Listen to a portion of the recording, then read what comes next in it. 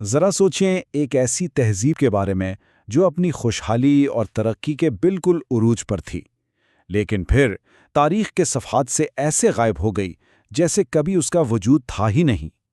یہ کہانی ہے قوم سبا کی، ایک ایسی جنت کی جو کھو دی گئی۔ ان کے پاس ایک ڈیم تھا، اور یہ کوئی عام ڈیم نہیں تھا، یہ اپنے وقت کا سب سے بڑا انجینئرنگ کا کمال تھا۔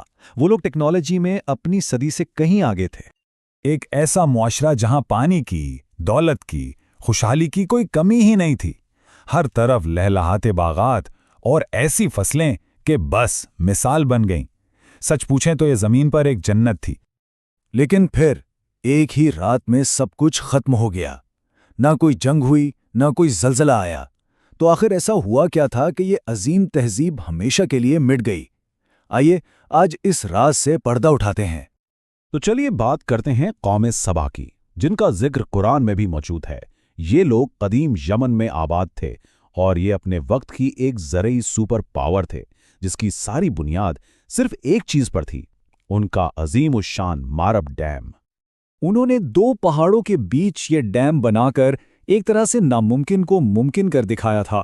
انہوں نے پانی کی طاقت کو استعمال کر کے ایک بنجر ریگستان کو ایک سرسبز و شاداب جنت میں بدل دیا تھا، جہاں ہر طرف بس ہریالی ہی ہریالی تھی۔ اس ڈیم کی وجہ سے ان کی خوشحالی کا عالم یہ تھا کہ قرآن کے مطابق ان کے دائیں طرف بھی ایک باغ تھا اور بائیں طرف بھی، یعنی پھلوں اور رزق کی کوئی انتہا ہی نہیں تھی۔ یہ اللہ کی طرف سے ایک بہت بڑی نعمت تھی جس نے انہیں ایک طاقتور اور ترقی یافتہ قوم بنایا۔ لیکن آپ جانتے ہیں، یہیں سے کہانی میں ایک موڑ آتا ہے۔ جب مادی کامیابی بہت زیادہ بڑھ جاتی ہے تو وہ اکثر انسان کی اخلاقی بنیادوں کو ہلا دیتی ہے۔ ان کا شکر گزاری کا جذبہ آہستہ آہستہ تکبر میں بدلنے لگا۔ اللہ کی طرف سے انہیں ایک بہت سیدھا اور صاف حکم ملا تھا، اپنے رب کا دیا ہوا رزق کھاؤ اور اس کا شکر ادا کرو۔ بس ان کی ساری خوشحالی اسی ایک شرط سے جڑی تھی، شکر گزاری۔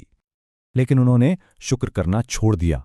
ان کے اندر غرور آ گیا، یہ تباہ کن سوچ کہ یہ جو بھی کامیابی ہے یہ ہماری اپنی طاقت، ہماری اپنی ذہانت کا نتیجہ ہے، کسی اوپر والی ذات کی دین نہیں۔ وہ سمجھنے لگے کہ انہیں اب کسی کی ضرورت نہیں۔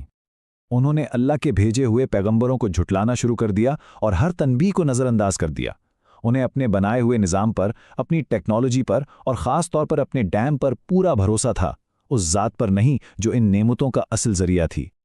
اور پھر وہ وقت آ ہی گیا جب ان کے تکبر کا انجام ایک ایسی خوفناک تباہی کی صورت میں سامنے آیا جس نے ان کی پوری سلطنت کو پانی میں بہا کر رکھ دیا۔ دیکھیں ہوا کیا، پہلے تو ان کا غرور اپنی انتہا پر پہنچ گیا، پھر اللہ کا حکم آیا جس کے بعد اس عظیم ڈیم کی بنیادوں میں دراڑیں پڑنا شروع ہو گئیں، اور پھر آخرکار سیل الارم یعنی وہ تباہ کن سیلاب ایک طوفان کی طرح پھٹ پڑا اور سب کچھ اپنے ساتھ بہا لے گیا۔ صرف ایک سیلاب، سوچیں ذرا، ایک ہی آفت ایک پوری کی پوری سلطنت کا نام و نشان مٹانے کے لیے کافی تھی۔ ان کے گھر، ان کے کھیت، ان کے شہر، سب کچھ پانی کی نظر ہو گیا۔ تو اس تباہی کے بعد کیا ہوا؟ ان کی دنیا مکمل طور پر بدل چکی تھی۔ ان کی پرانی زندگی اور نئی حقیقت میں زمین آسمان کا فرق تھا۔ جہاں پہلے ہر طرف میٹھے پھلوں سے لدے باغ تھے، وہاں اب صرف کانٹے دار جھاڑیاں رہ گئیں۔ خوشحالی اور اتحاد کی جگہ بھوک اور انتشار نے لے لی۔ ایک عظیم زرعی سپر پاور اب بکھرے ہوئے خانہ بدوش قبیلوں میں بٹ چکی تھی۔ ان کی تباہی اور ان کا بکھر جانا اتنا مشہور ہوا کہ عرب تاریخ میں ایک کہاوت بن گیا، تفرق سبا، یعنی قوم سبا کا منتشر ہو جانا۔ یہ ایک ایسی مثال بن گئی جو آنے والی نسلوں کو عبرت کے لیے سنائی جاتی تھی۔ لیکن یہ صرف ایک پرانی کہانی نہیں ہے، یہ ایک آئینہ ہے، اور اگر ہم غور سے دیکھیں تو شاید اس میں ہمیں اپنی جدید دنیا کا عکس بھی نظر آئے۔ سوال یہ ہے کہ کیا ان کی کہانی کسی نہ کسی طرح ہماری کہانی بھی ہے؟ اس پوری کہانی کا جو مرکزی سبق ہے نا، وہ کسی ایک زمانے یا جگہ کے لیے نہیں ہے۔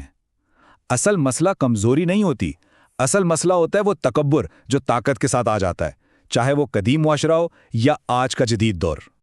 ذرا سوچیں، جس طرح قوم سبا کو اپنے ڈیم پر فخر اور بھروسہ تھا، آج ہم کن چیزوں پر بھروسہ کرتے ہیں؟ ہماری بے مثال ٹیکنالوجی، ہماری عالمی معیشت، ہماری فوجی طاقت اور ہمارے سائنسی نظام، یہ سب ہمارے آج کے دور کے ڈیم ہی تو ہیں۔ اور آخر میں سب سے اہم بات، ان کا جرم امیر ہونا یا کامیاب ہونا نہیں تھا، ان کا جرم یہ تھا کہ وہ اس ذات کو بھول گئے تھے جو اس ساری دولت اور کامیابی کا اصل ذریعہ تھی۔ انہوں نے شکر گزاری کو تکبر سے بدل دیا تھا۔ تو یہ کہانی ہمیں سوچنے پر مجبور کرتی ہے، اگر آج ہم سے ہماری یہ ساری نعمتیں واپس لے لی جائیں تو کیا ہم اس کے لیے تیار ہیں؟ قوم سبا کی کہانی ہمیں اپنی ترجیحات پر دوبارہ غور کرنے کا موقع دیتی ہے۔